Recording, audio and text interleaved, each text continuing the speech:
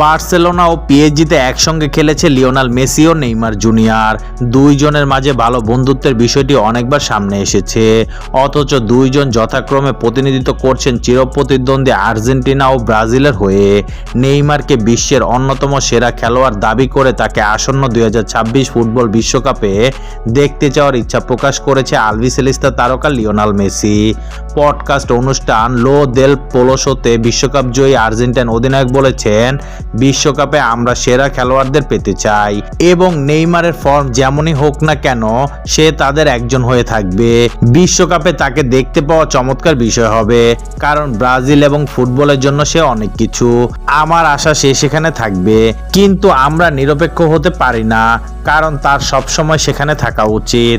আমি নেইমারকে নিয়ে কথা বলার সময় নিরপেক্ষ হতে পারি না।